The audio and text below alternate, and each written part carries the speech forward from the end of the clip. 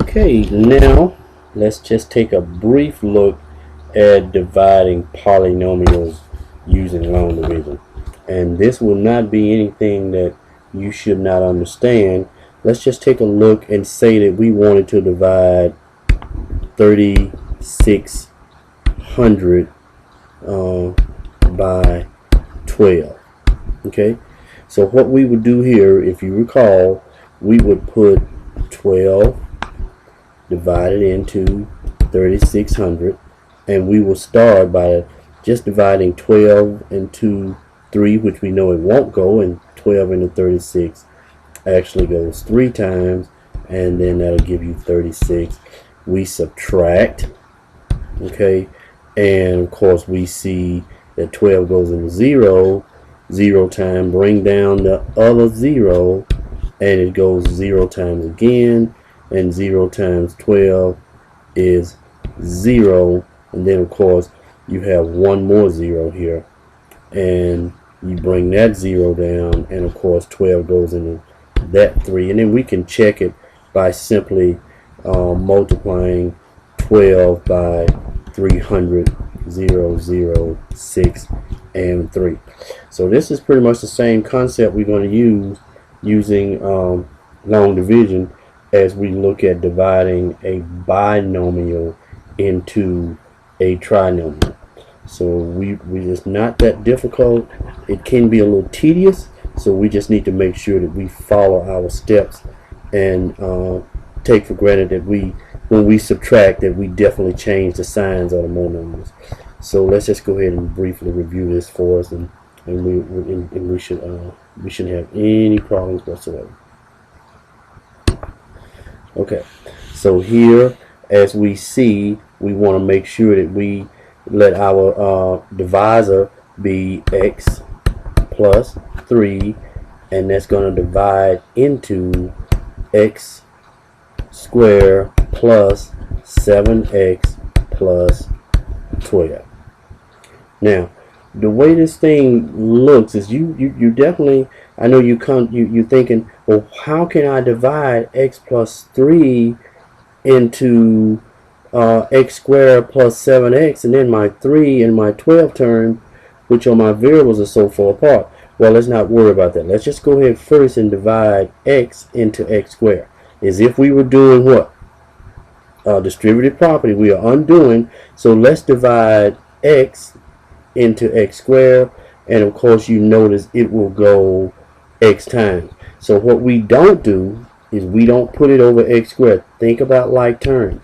So our like terms here is x, so we want to put our x over actually our x like term.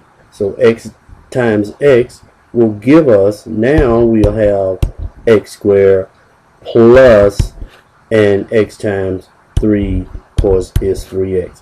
Now remember, we told you we were subtracting. So if we are subtracting, we're going to change all the signs in here. I'm going to put these changes up here at the top and on the side, so you see that we are subtracting. So once we subtract, x squared minus x squared is going to give us 0, and then this is 7 is greater because we are subtracting 3 from 7, so it's going to be a positive, and it's going to be a positive 4x, because we don't subtract when we're subtracting, if you can recall, we don't do anything with the actual variable. We just actually subtract the coefficient. So now we're looking at 4x, so we need to just bring down our plus 12. Okay, just as if we were doing just long division math.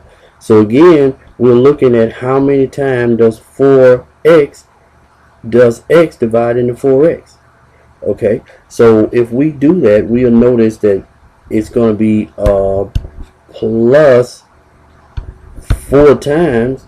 But what about the x? When you divide x into x, remember it becomes x to the 0 power, and x to the 0 power is nothing less than 1.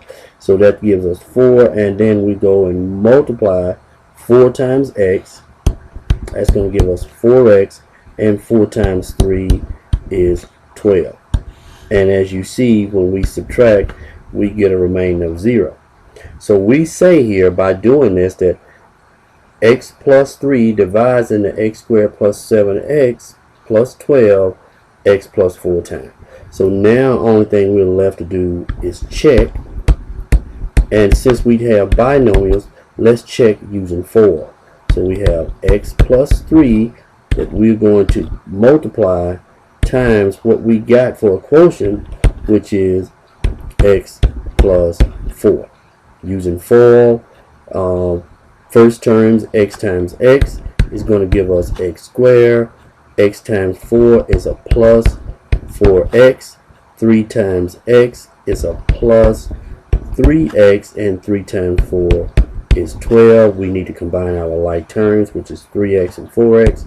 That's going to give us x squared plus 7x plus 12, which goes back to our original statement.